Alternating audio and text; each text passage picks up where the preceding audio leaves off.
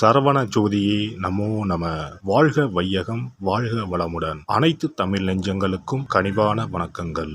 நாம் இந்த பதிவில் குரு பகவானின் அதிசார பயிற்சியால் ஏற்படும் சுப மற்றும் அசுப பலன் என்ன என்பதனை பற்றி காண்போம். கடந்த மே மாதம் 14ஆம் தேதி குரு பகவான் ரிஷபராசியில் இருந்து மிதுனராசிக்கு பயிற்சி அடைந்தார். சனி பயிற்சிக்கு அடுத்தபடியாக ஜோதிடத்தில் மிகவும் சக்தி வாய்ந்தது குரு பயிற்சி ஆகும். பொதுவாக குரு பகவான் ஒரு ராசியிலிருந்து மற்றொரு ராசிக்கு செல்ல சுமார் 1 வருட காலம் எடுத்துக்கொள்ளும் நிலையில் தற்போது 6 மாதத்திலேயே கடகராசிக்கு செல்கிறார். வரும் அக்டோபர் மாதம் 18ஆம் தேதி குரு பகவான் மிதுன ராசியில் இருந்து கடகராசிக்கு பயிற்சி ஆவார். கடகராசிக்கு பயிற்சியாகும் குரு பகவான் டிசம்பர் மாதம் 5ஆம் தேதி மீண்டும் மிதுன ராசிக்கு பயிற்சி ஆவார். கிரகங்கள் பொதுவாக தங்கள் சுற்றுப்பாதையில் ஒரு குறிப்பிட்ட வேகத்தில் நகர்ந்து ஒரு ராசியில் இருந்து மற்றொரு ராசிக்கு செல்லும். சில கிரகங்கள், குறிப்பாக குரு, தங்கள் சுற்றுகளின் போது ஏற்படும் ஈர்ப்பு விசையின் காரணமாக தங்களது இயல்பான வேகத்தை விட வேகமாக நகர்ந்து குறிப்பிட்ட காலத்திற்குள் அடுத்த ராசிக்குள் நுழைந்துவிடும். இந்த வேகமான மற்றும் முன்னதாக நடக்கும் நகர்வுக்கு அதிசார பயிற்சி என்று பெயர். குரு பகவான் ஜோதிடத்தில் சுப கிரகமாக கருதப்படுகிறார். குரு அதிசார பயிற்சி நடைபெறும் காலத்தில் சில ராசிக்காரர்களுக்கு நன்மைகளும் அதிர்ஷ்டமும் எதிர்பாராத திருப்பங்களும் ஏற்பட வாய்ப்புள்ளது. இந்த பயிற்சி மக்களின் வாழ்க்கையில் திருமணம், தொழில், செல்வம் மற்றும் பல்வேறு நல்ல மாற்றங்களை கொண்டு வரும். இந்த அதிசார பயிற்சியால் உங்கள் வாழ்வில் வளமும் நலமும் செல்வ செழிப்பும் பெற்று வாழ்வில் உயரிய நிலையை அடைய எல்லாம் வல்ல எம்பெருமானை வேண்டி விரும்பி கேட்டுக்கொள்கிறேன். ரிஷபராசி அன்பர்களே, ரிஷபராசிக்கு 8 மற்றும் 11க்கு உரிய குரு பகவான் 3ஆம் இடத்தில் உச்சம் பெறுகிறார். 8க்குரியவர் 3ஆம் இடத்தில் மறைவதே விபரீத ராஜயோகம் உண்டாகும். ஏதாவது ஒரு சொத்துக்களை வாங்கும் யோகம் உண்டாகும்.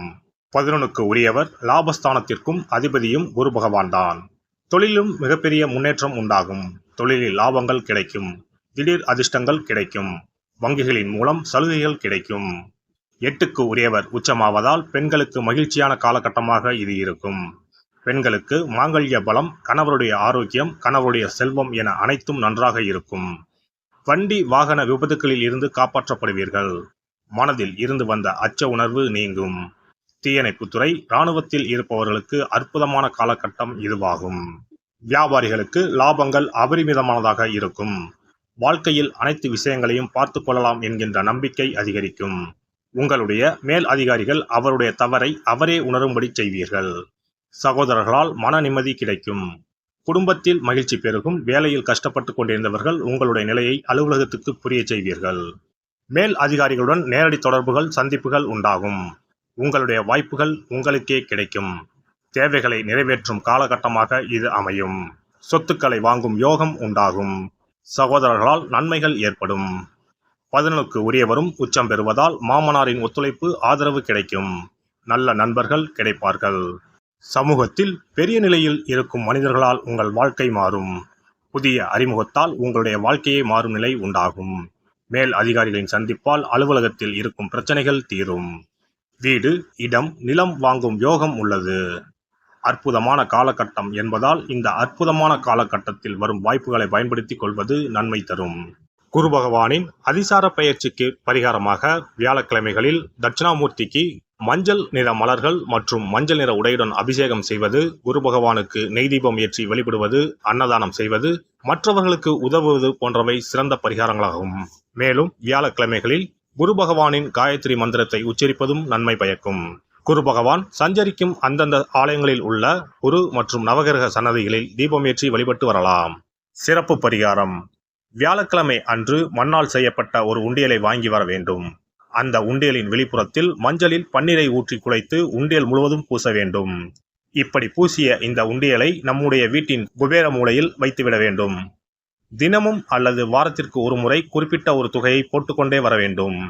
உதாரணமாக 2 ரூபாய், 5 ரூபாய், 10 ரூபாய், 20 ரூபாய் என்று நம்முடைய வசதிக்கு ஏற்றவாறு ஏதாவது ஒரு தொகையை நாமே தேர்வு செய்து அதை மட்டும் 10 ரூபாய் என்றால் 10 ரூபாயாக தினமும் அல்லது வாரத்திற்கு ஒரு முறையோ போட வேண்டும்.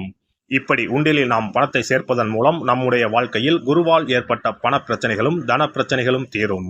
உண்டியல் நிறைந்த பிறகு உண்டியலில் இருக்கக்கூடிய பணத்தை எடுத்து அருகில் இருக்கக்கூடிய சித்தர்கள் ஜீவ சமாதி உண்டியலில் செலுத்திவிடலாம் அல்லது ஏதாவது ஒரு பொருளாக வாங்கி கொடுக்கலாம். இது பொதுவான பரிகாரமாகும். உங்கள் ராசிக்குரிய அதிசார பயிற்சி பலன்களை அறிந்து அதற்கு ஏற்ற பரிகாரங்களை ஒரு அனுபவமிக்க ஜோதிடரின் ஆலோசனையின்படி செய்வது நல்லது. எல்லாம் வல்ல இறையருளால் நீங்களும் உங்கள் அன்பு குடும்பமும் உடல் நலம், நீளாயுள், நிறை செல்வம், உயர் புகழ், மெய்ஞானம் ஓங்கி வாழ்க வளமுடன். இந்த வீடியோ பதிவு உங்களுக்கு பிடித்திருந்தால் லைக் பண்ணுங்க, கமெண்ட் பண்ணுங்க, ஷேர் பண்ணுங்க, மறக்காம சப்ஸ்கிரைப் பண்ணுங்க, பக்கத்துல இருக்கிற பெல் பட்டனை கிளிக் பண்ணுங்க. நன்றி, வணக்கம். ஓம் நமச்சிவாய, சிவாய நம.